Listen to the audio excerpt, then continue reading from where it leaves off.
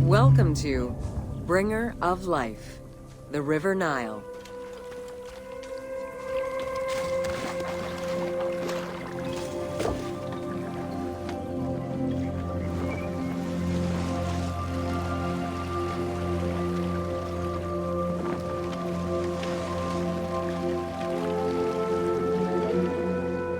The ancient Egyptians called the dark fertile soil of the Nile the Black Lands, and the surrounding desert was referred to as the Red Lands. The dramatic difference of productive land opposed to barren desert had a deep influence on cultural ideology, mythology, and religion.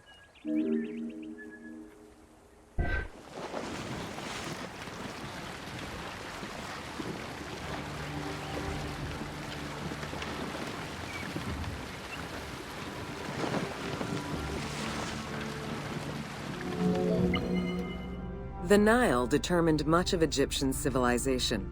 For example, the seasonal cycle of the Nile was so consistent that ancient Egyptians created their calendar around it. The flood season, or Akhet, was when the departing floodwaters left arable soil for crops. It was followed by the growing and harvesting seasons, known as Peret and Shemu. These regular seasons, along with abundant wildlife and rich soil, meant that Egypt's denizens were able to nourish themselves and ensure their country's strength in trade.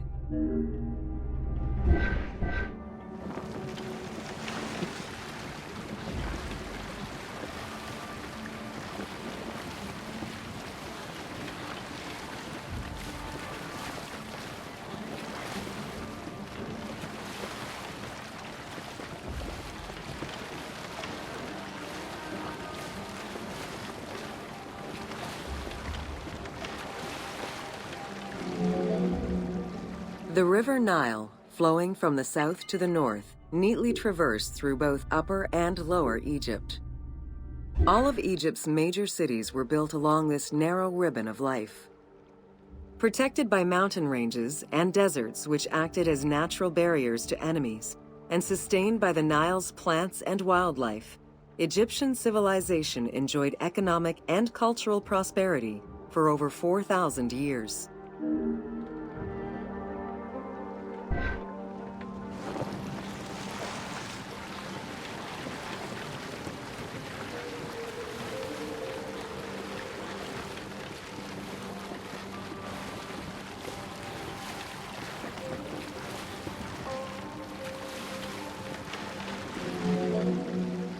Both ancient Egyptians and ancient Greeks referred to the Nile as the river in their respective languages. Stretching a distance of over 6,700 kilometers, the Nile is one of the longest rivers in the world. It flows south to north, spanning 11 countries. The River Nile originates in the region of the Great Subequatorial Lakes, including one of the largest in the world, Lake Victoria near Tanzania.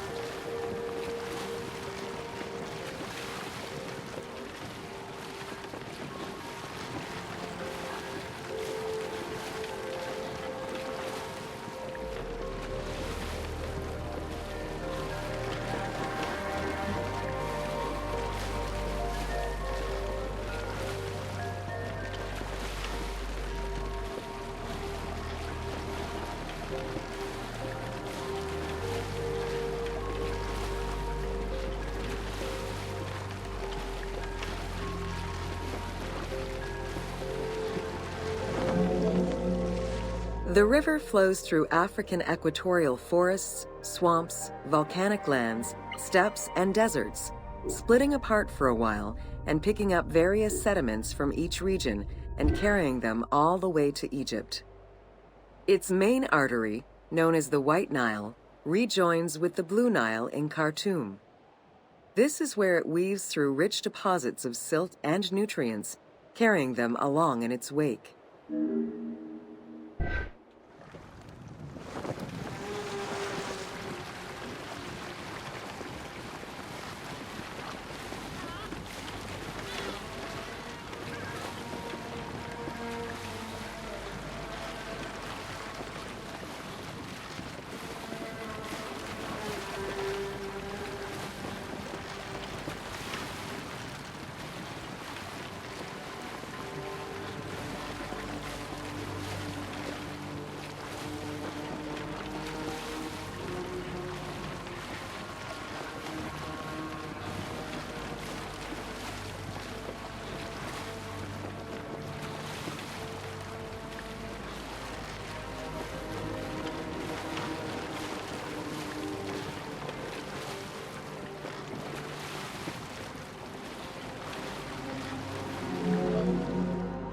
The Nile crosses 6 cataracts from the south to the north, creating natural obstacles between the various sections of the river.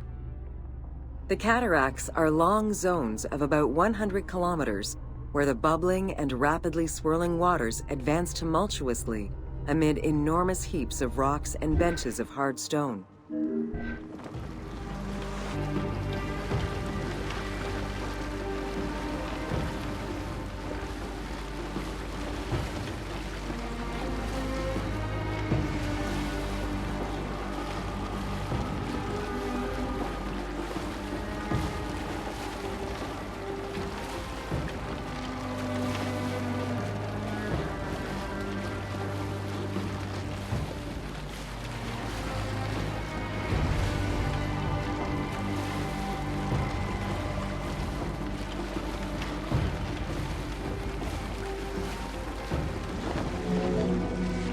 It is after crossing Nubia and the first cataract that the river officially returns to Egypt in Aswan. There are still 1,000 kilometers before it reaches Cairo and the Delta, bringing life to those living on its shores before it eventually empties into the Mediterranean Sea.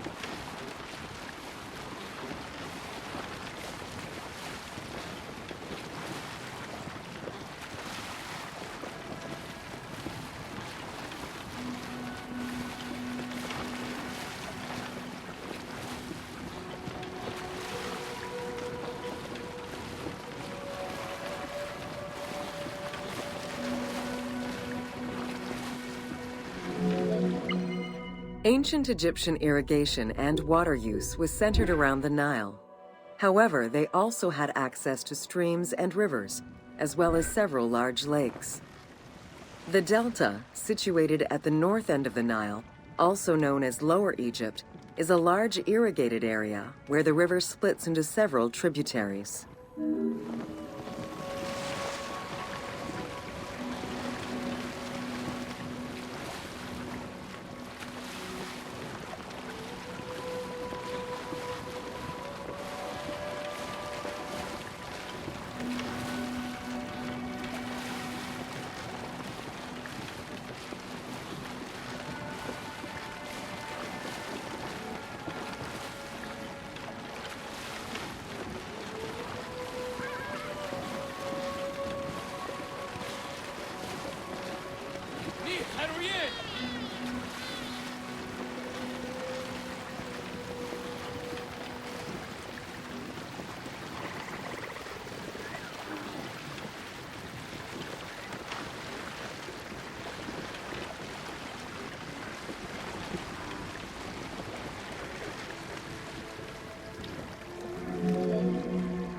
The delta had several major brackish coastal lakes, bodies of water separated from the sea by thin strips of land.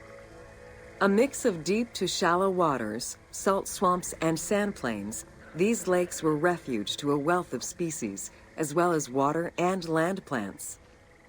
The occasional bandit could also be found sheltering within the denser reeds, waiting for the unwary traveler.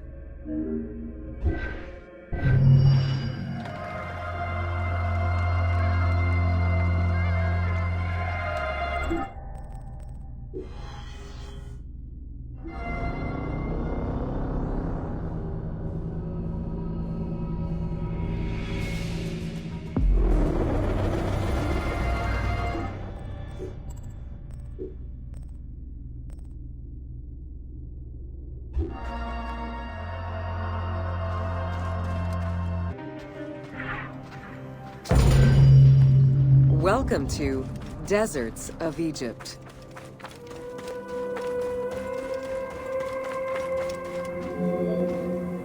Reaching out on either side of the lush Nile are the harsh, arid Western Desert and the mountainous Eastern Desert.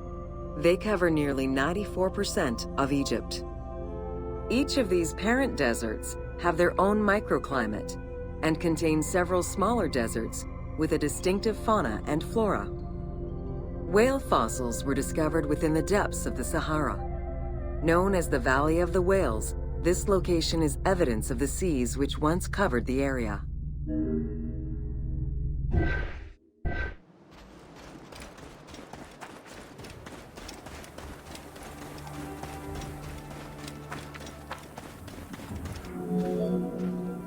The White Desert in the northeast of the Sahara owes its name to its white limestone soil, contrasting with the yellow sand.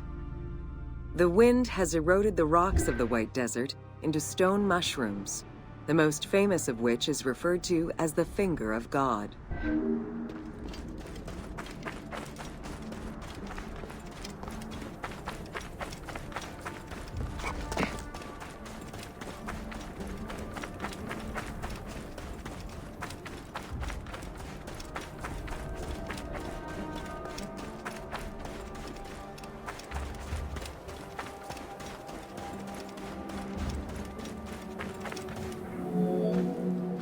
The Great Sand Sea is a large unbroken desert that reaches out through western Egypt and eastern Libya. It is home to a unique geological formation known as Libyan silica glass. The pale yellowish-green material ranges from pebble-sized fragments to glass rocks the size of rough boulders.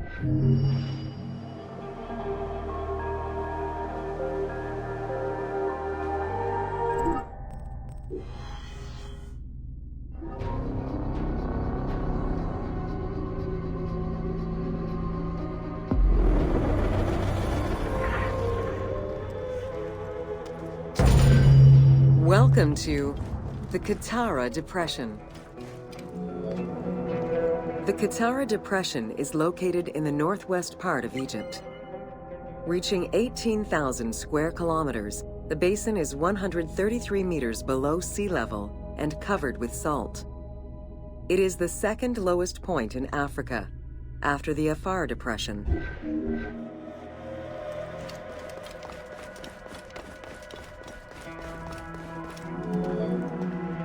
The climate is very arid, with average temperatures reaching 36 degrees Celsius. The famous Siwa Oasis is located on the protected southwestern region. Today, the Qattara Depression is utilized for oil exploration.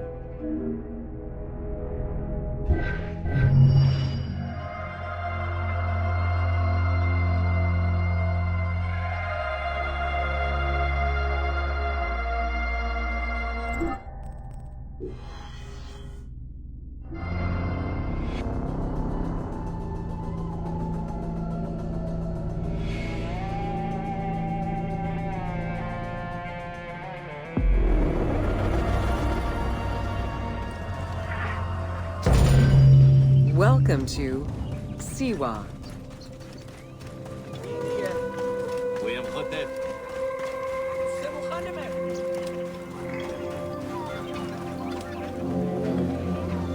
The Siwa Oasis is in the western desert of Egypt.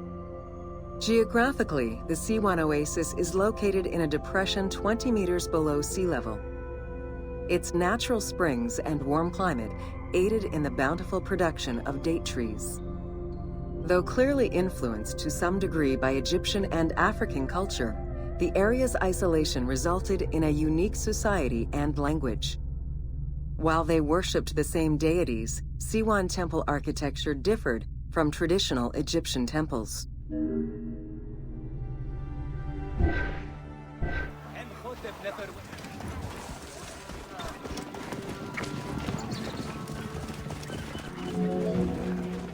Old Kingdom Egyptians referred to the oasis as cauldron, due to its unique geographical structure. Oases were crucial for nomadic tribes and caravans. Without them, there was no chance of survival in an otherwise harsh landscape. As such, oases quickly became hubs for trade, as well as areas of political control.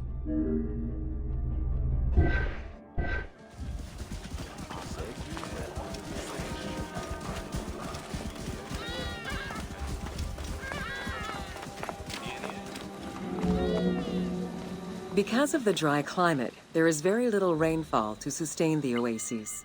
Instead, underground rivers flood the natural basins. Since many oases have a north-south orientation parallel to the Nile, some geologists suggest they were once tributaries of the mighty river. There is evidence that ancient Egyptians attempted to create some oases.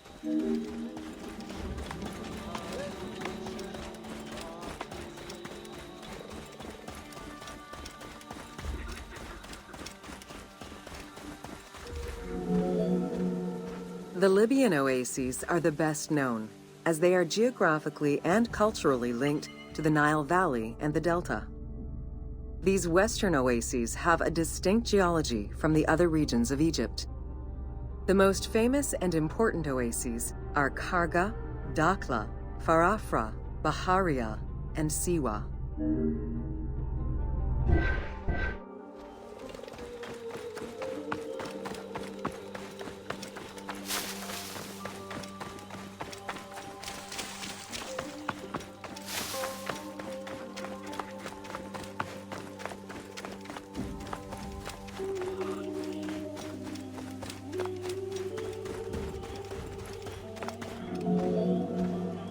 The Spring of the Sun is one of many thermal sources in Siwa, with the particularity that Cleopatra would have bathed in this one, giving it its name. The presence of the source beneath was attested already by Herodotus during the 5th century BCE, when the oasis was called Amuneion by the Greeks of Cyrene.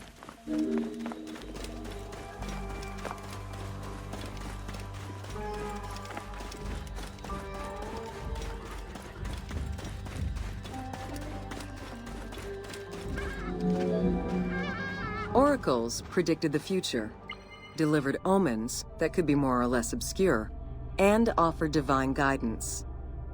The Siwan Oracle was considered one of the 3 greatest of the ancient world, alongside the oracles of Delphi and Dodoni.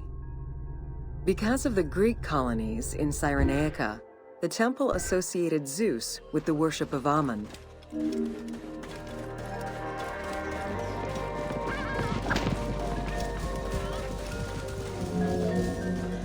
It is no wonder that Alexander the Great made the perilous journey to Siwa in order to consult the oracle, emulating the actions of mythical heroes such as Hercules and Perseus.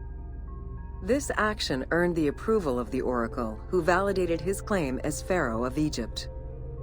He was confirmed as the son of Ammon, conferring upon him the most legitimate claim to date of all Egypt's foreign invaders.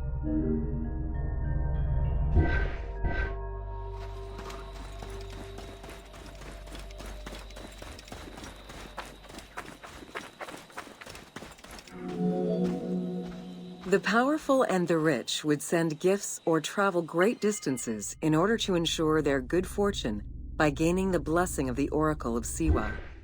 Every successful blessing only increased the soothsayer's prestige. Runner Eubotus, a famous citizen of Cyrene, consulted the oracle in order to know if he would win the 93rd Olympic Games race in 408 BCE. He did, enhancing the standing of the C1 oracle in the process.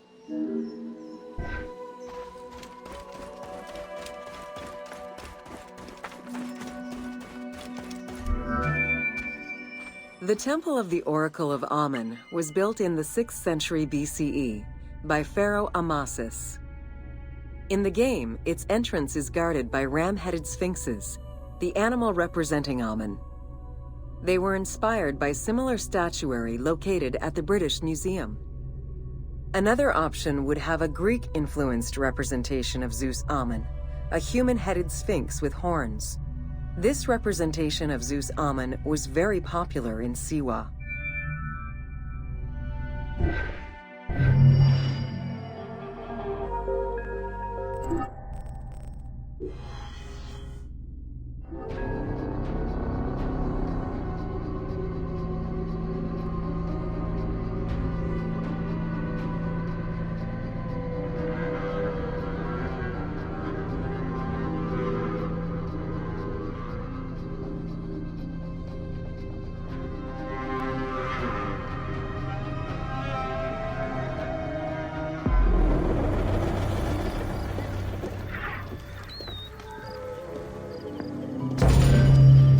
Welcome to the Fayum.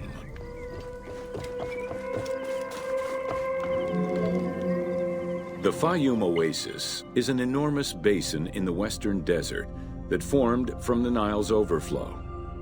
As such, it is not considered a true oasis, though it gives its name to the region, which covers Lake Moeris. The oasis harbors some of the oldest archaeological artifacts of the region, indicating that the area has been inhabited by hunters and gatherers since the Neolithic period.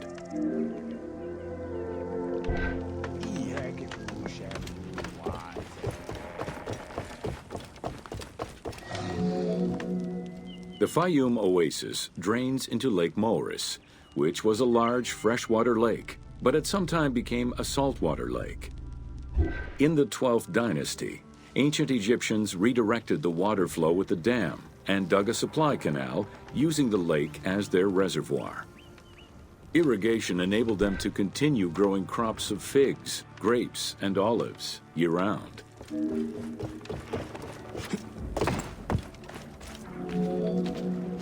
Reed boats, feluccas, triremes, and kerkeros were the most commonly found craft within the landlocked waters of Egypt. They were used for various purposes, ranging from daily fishing, trade, warfare, and travel, to the ferrying of massive stone blocks used to build the great monuments of Egypt.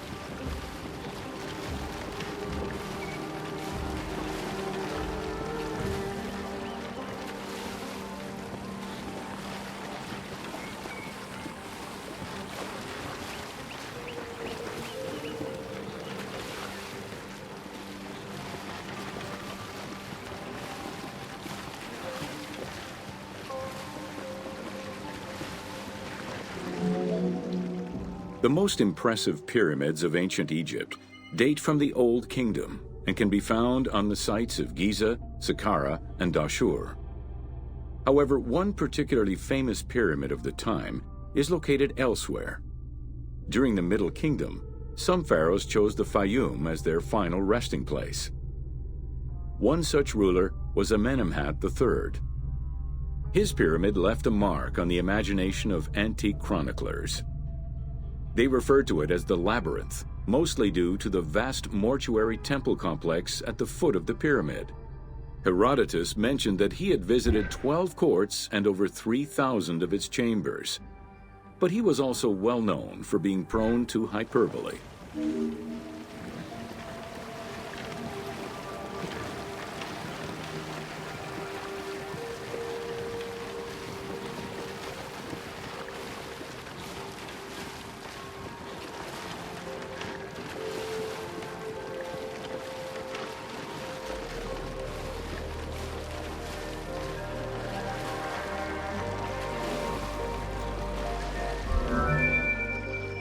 Amenemhat's pyramid was built with a brick core and covered with stone slabs, designed to be impenetrable. The burial chamber, made out of a single block of sandstone, is unique in its design. Richard Lepsius and Flinders Petrie both explored the pyramid site, measuring 385 meters by 158 meters, and identified it as the location of the labyrinth. Their research conditions were difficult, as most of the site had been submerged by the nearby canal. Furthermore, the stones from the complex and the outer casing of the pyramid had been quarried away long ago. Ubisoft decided to give life back to this lost monument and the many crypts that were said to be devoted to the sacred crocodile god, Sobek.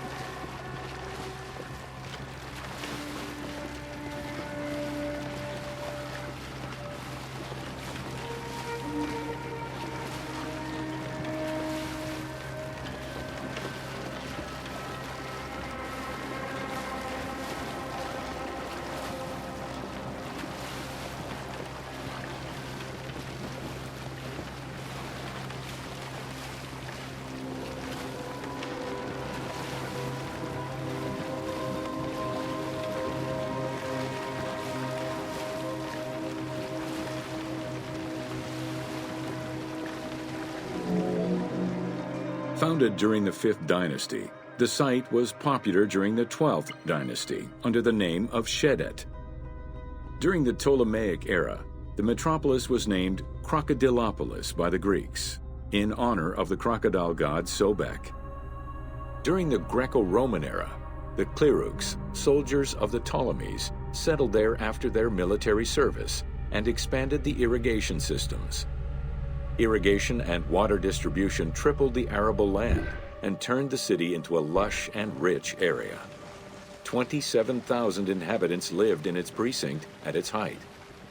The city's location was strategic in controlling the many small waterways connecting to the main canal, and thus the Nile.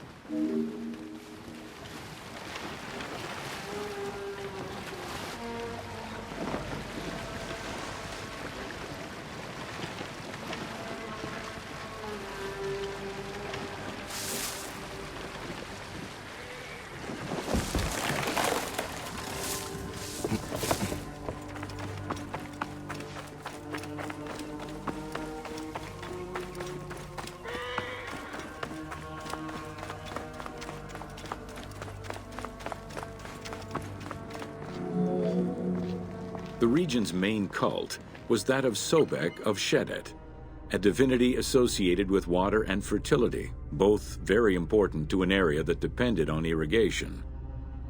Many local villages had the title Town of Sobek added to their official designations. During festivals, ancient Egyptians recited hymns to Sobek, asking for his divine intervention. Greek settlers and later Romans would help the Temple of Sobek's economy to flourish by adopting the local embalming mortuary rites. Their sarcophagi were beautifully painted and adorned with amazingly realistic portraits.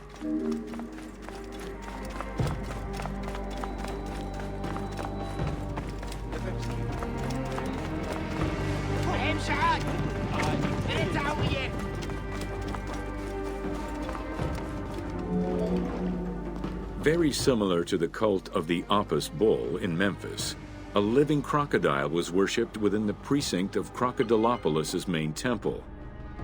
Known as Sobek to the Egyptians and Sukkos to the Greeks, it was reported by Strabo that priests fed it with meat, wine, and honeyed milk. They covered its body with jewels and gold. After its death, it was embalmed and placed within the crocodile's grotto, alongside thousands of other mummified crocodiles.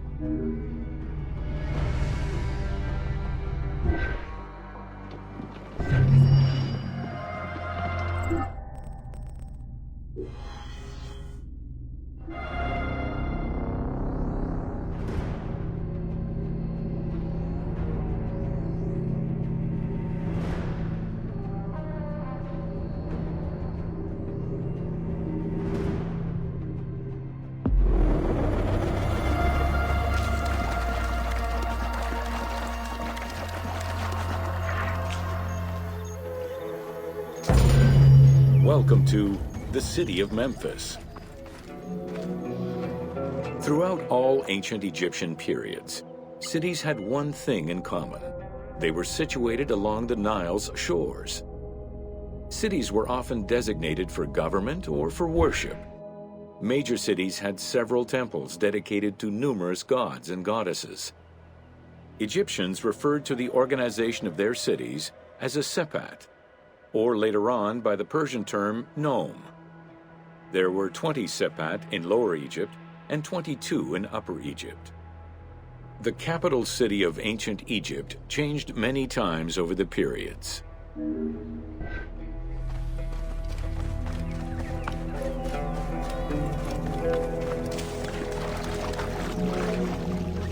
One of the largest was Memphis, located in Lower Egypt.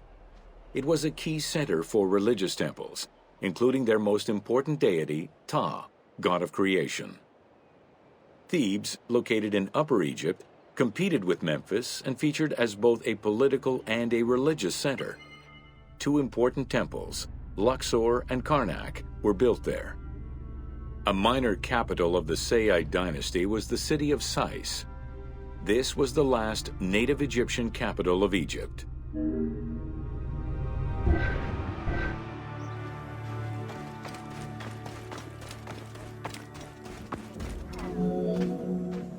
During the Third Dynasty, under Pharaoh Djoser, Memphis became the first religious and administrative capital of Egypt.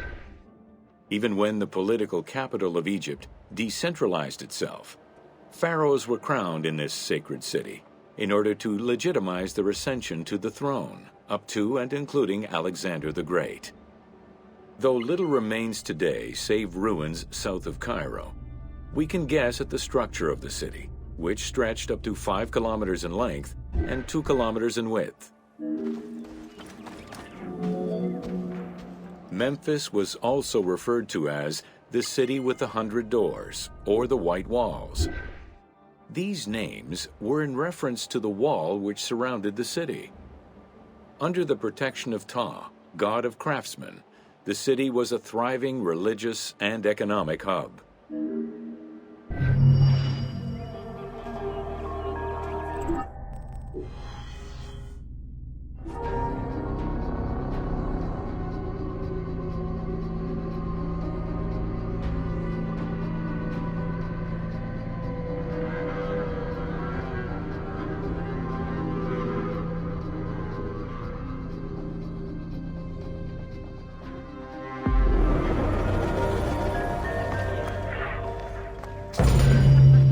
Welcome to Rediscovering Egypt. In the 19th century, the increased intensity of tourism and excavations, as well as the outflow of antiquities to other countries, threatened Egypt's archaeological heritage. Egyptians took part in this destruction by ransacking sites for artifacts to sell, quarrying stones from ancient monuments, and removing sebak, ancient mud bricks, to reuse for their own purposes. A major step in conserving Egypt's heritage was taken in 1858, when the Viceroy of Egypt created the Antiquities Service. Supported by a team of foreign scholars, Auguste Mariette exerted an iron grip on the service. He carried out his work across Egypt and into Nubia, intervening on almost every major site. Aware of the necessity of keeping unearthed artifacts in Egypt, Mariette requested a museum be created for that purpose in 1858. This museum was the ancestor of the Egyptian Museum.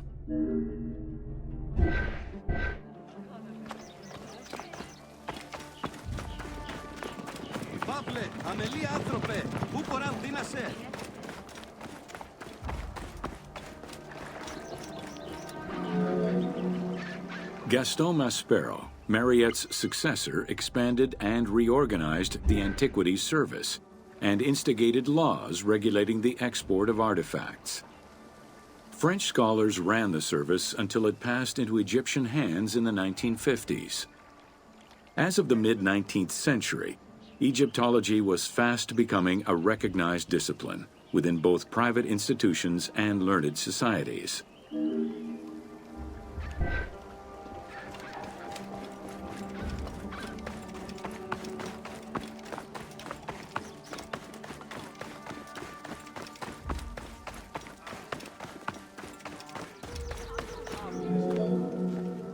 A French architect, archaeologist, and former researcher, Jean-Claude Golvin, now specializes in the artistic reconstruction of ancient cities and monuments. To date, he has created more than 800 drawings, which include 3 volumes focusing on the reconstitution of ancient Egypt. His work is exquisitely detailed and can be found in books and museums around the world.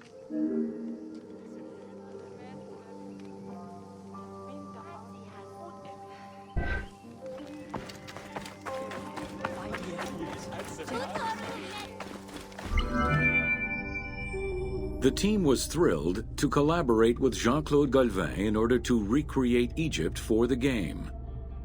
In the 19 exclusive watercolors he created for the team, Golvin used scientific data as the base and then extrapolated to provide a full interpretation of various locations and monuments in ancient Egypt.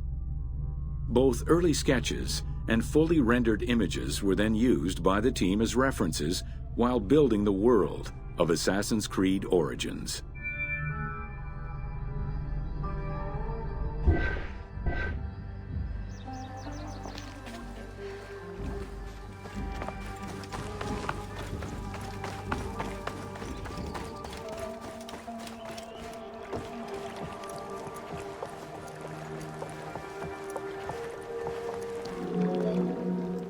Although ancient Egypt's rich religious culture and its mortuary monuments continue to be investigated, the modern discipline of Egyptology has shifted focus.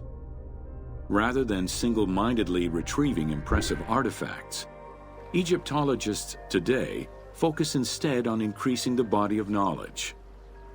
In the past, excavations took place in the field, and while that is still the case today, much of the work on Egyptology now takes place in libraries and archives.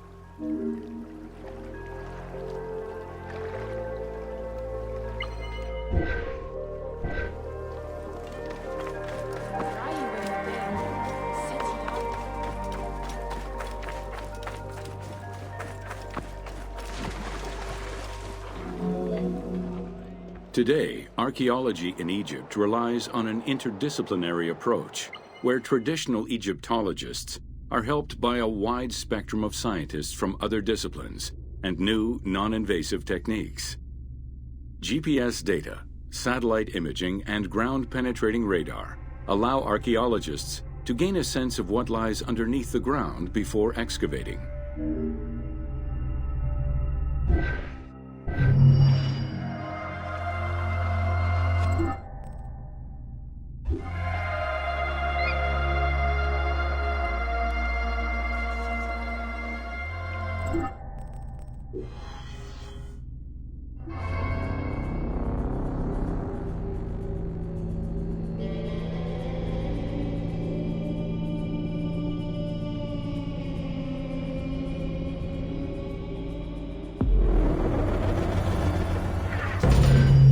Welcome to Natron.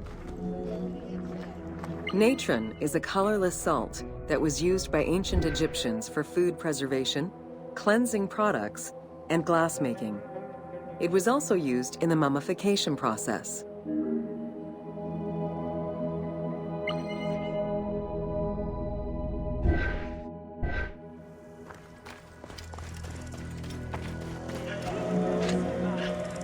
During the ceremonial embalmment ritual, the priests packed the body in natron in order to remove all of the moisture.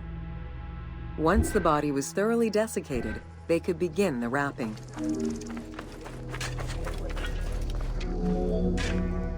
Natron was mined in Wadi Natron.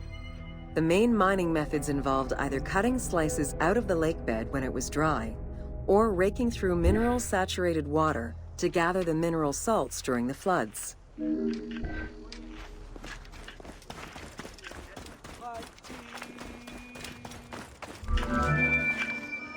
Both techniques are still used today and inspired the team in their recreation of the mines located in the mountains northwest of Memphis.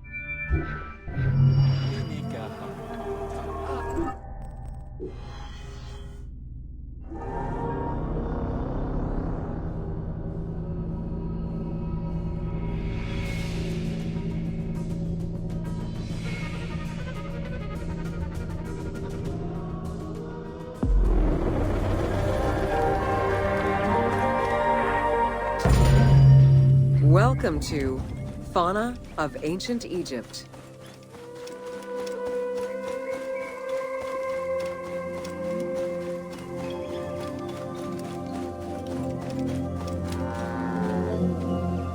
Both domesticated and wild animals were features in ancient Egyptian bas-reliefs as early as the First Dynasty. While the variety of wildlife served as a reliable food source, it also influenced both culture and mythology.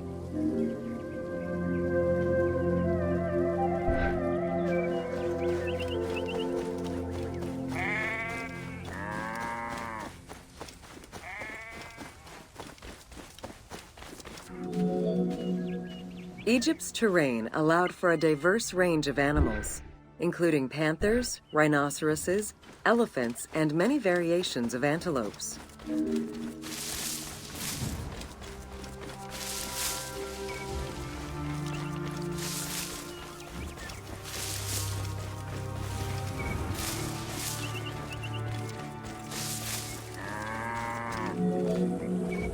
The Nile was home to many species of fish, along with hippopotami and crocodiles.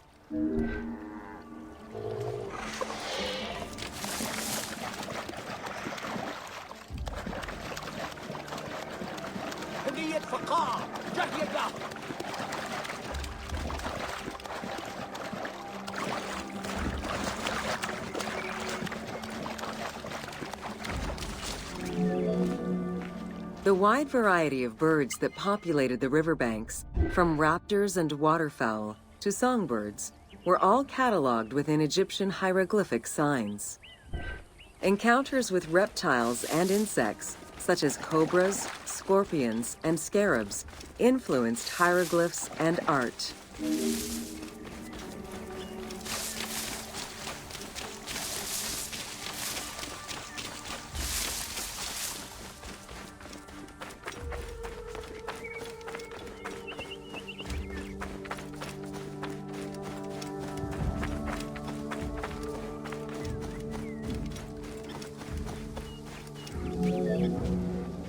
While all animals had sacred meanings, lions in particular represented power and royalty to ancient Egyptians.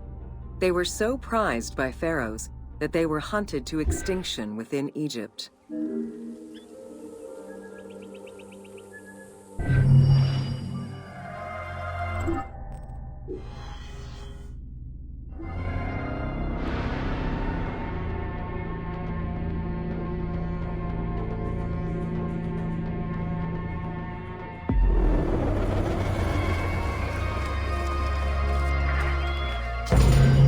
Welcome to Flora of Ancient Egypt. The climate and unique geography of the Nile Delta offered a wide variety of plant species. Many of these plants served as sustenance for ancient Egyptians and as crops for trade. The Nile's consistent seasons allowed Egypt to sustain itself for centuries.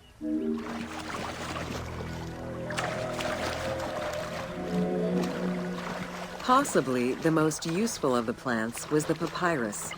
This tall sedge plant grew in abundance along the water's edge of the Nile. Commonly known for its use as paper, the ancient Egyptians found many other functions for it, including rope, sandals, and mats.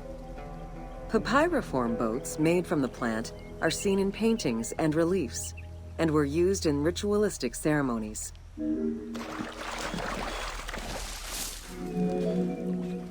There were many types of trees along the River Nile, such as the date palm, carob, and tamarisk. The earliest fruit tree cultivated was the fig tree, followed by apple, pomegranate, and eventually olive trees during the era of the New Kingdom. Mango cultivation was the result of a late import from Asia during the Middle Ages.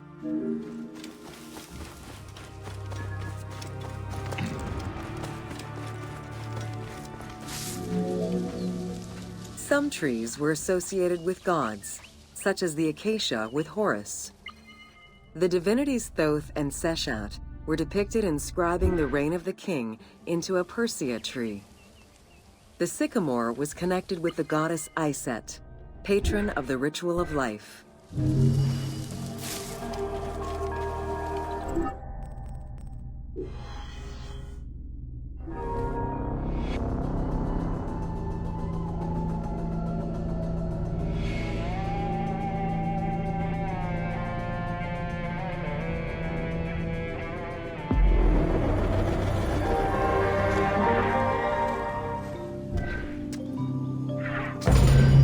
Welcome to Jean-François Champollion.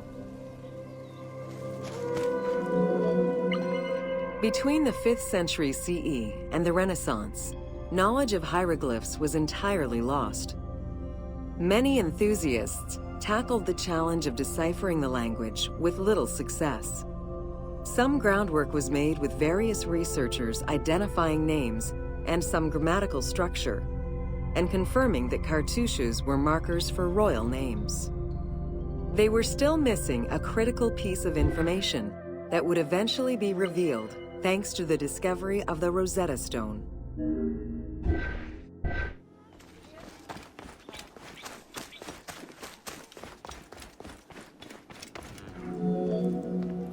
The Rosetta Stone was found in 1799 by Bouchard, a soldier in Napoleon's army. The stela dates from 196 BCE, written in ancient Egyptian and Greek with 3 scripts: hieroglyphics, Demotic, and Greek alphabet. Following the defeat of Napoleon Bonaparte in 1801, the English took possession of the stone.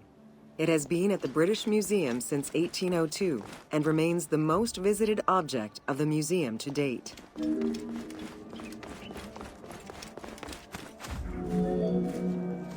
The first translation was of the Greek section only in 1803. It detailed a decree of Pharaoh Ptolemy V, reminding the citizens that their pharaoh had led Egypt to prosperity. It was fully translated 20 years after by Jean-François Champollion, who was working with a facsimile.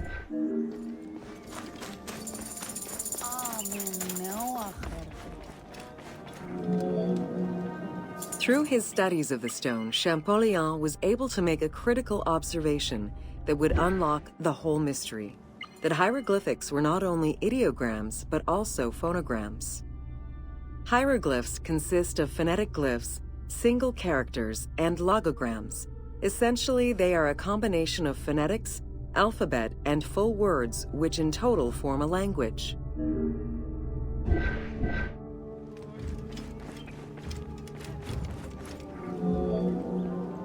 While studying the stone, Champollion realized that there was a difference in the number of hieroglyphic characters in relation to the number of Greek characters for the same word.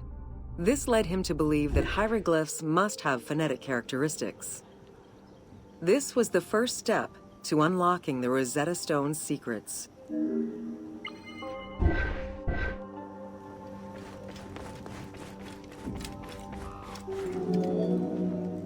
To prove this theory, Champollion began identifying Egyptian rulers' names and then compared their phonetic pronunciation to the Greek version. For example, Cheops had been the Greek name given by ancient chroniclers to the owner of the Great Pyramid, Khufu.